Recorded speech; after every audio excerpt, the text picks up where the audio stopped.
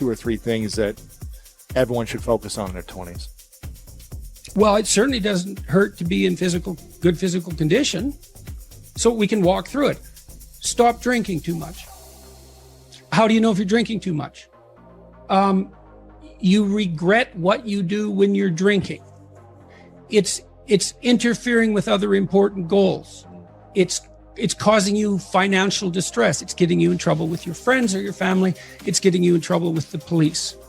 Okay, so stop abusing substances if you can, right? If you see that they're hurting you.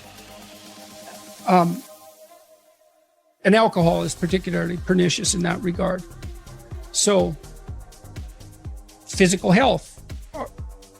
Are you in decent shape? Are you strong and coordinated? And if you're not, well, you'd be better if you were. Right. You'd feel better, you'd be more effective, you'd live longer, you'd be less sick. And you really see that mount up. Like if someone's been in shape once in their life, they age way better. And it's also a really good way of maintaining your cognitive ability. Like, you hear about those exercises that you can do online to make you smarter and keep your cognitive ability intact. Yep. Those don't work. There's no evidence that they work. People keep saying that they make you smarter, they maintain your cognitive function. Psychologists have studied that for 50 years, hoping that one of those things will work. Trying all sorts of creative tacks, they don't work. Exercise works.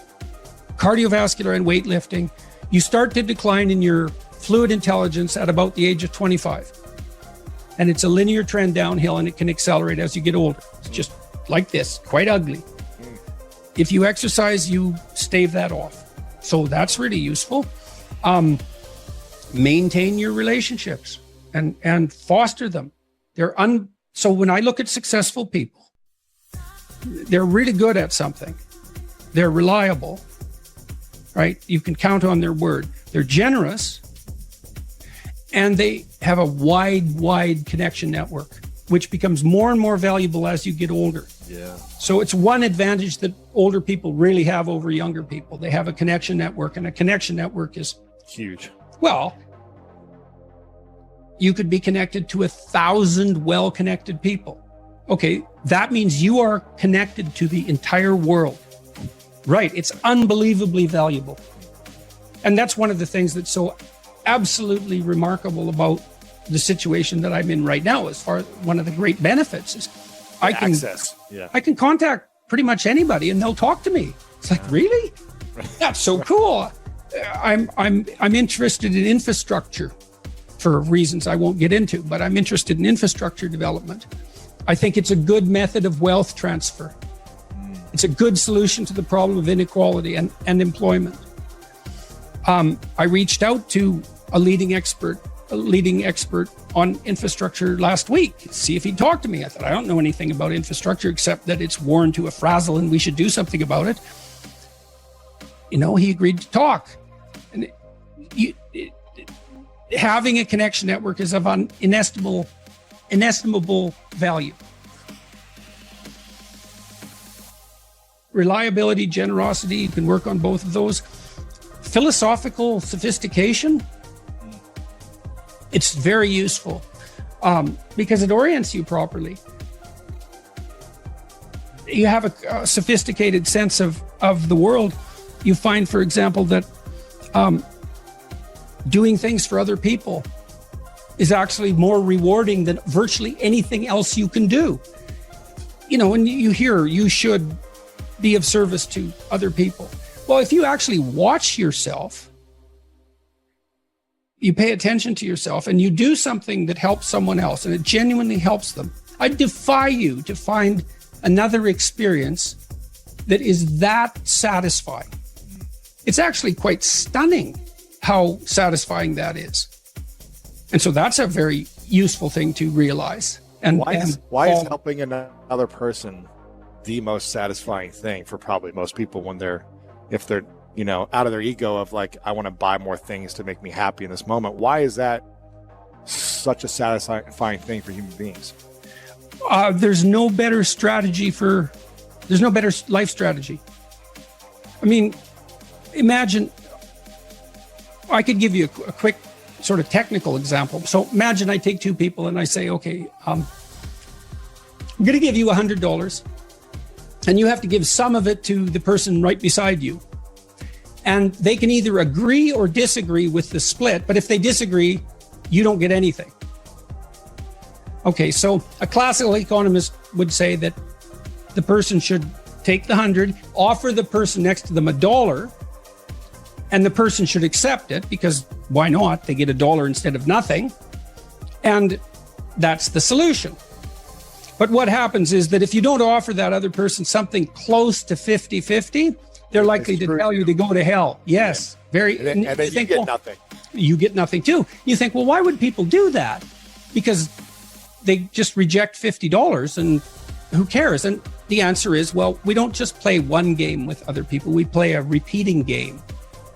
And so imagine we did this. So imagine it's a crowd and they're all watching you. And I offer you $100 and you have to share it with the person next to you. And you say, would you like to take $70? And the person says, oh, I'm not sure that's fair to you, but if it's okay, yes. But then everyone else sees that. And now they all have an opportunity to pick who they're going to play with next. Well, you're not going to get picked last, are you? Remember what you told me? You didn't want to get picked last, right? I did not. Okay, so what you did was you turned yourself into an athlete. A machine. Okay. I'm always going to get there first. Okay, great. So, but imagine we expand that game. And we say, you want to be the person that everyone wants to play with. Yep. Well, then all you have in your whole life is invitations to play. Well, how are you going to be that person? Be productive, straightforward, generous. Make everyone else better around you, and they're going to want to play with you. Absolutely. So there you go. And then you get to play. Yeah, exactly. Well, how is that not the best possible deal? It's clearly. See, if the ethical argument is put properly, it is by far the most compelling argument. It's like if you want to have everything you could possibly want and more, then be a good person. The better a person you are, the more likely that is to happen. That doesn't mean that you're completely protected against getting cut off at the knees. But there's no better strategy. That's it. And you can even think about it selfishly. And I talk about this to some degree in Beyond Order. Let's say that you want to be selfish. You think that's the best possible strategy. Why should I care about others? Okay, let's say you should only act in your own best interest. Well, then it's like, well, what's your best interest? Well, what does interest mean and what does you mean? What's in your best interest? Your best interest. 3 mysteries. What's best, what's interest? Okay. Well, there's you. But you aren't just you right now. You're you, and you tomorrow, and you next week, and you next month, and you in 5 years, and you in 10 years, and you when you're a pensioner. You're a community of selves stretched across time. And so if you were enlightened and selfish, you would act in a manner that would benefit that entire community across time. And I don't think that's any different than acting on the best possible part for other people. I think they're the same problem. Jocko was telling me when we talked this week, he's this tough character, man. Mm-hmm. You know, and he could have, and I'm not telling tales out of school here. He could have been a criminal, no problem.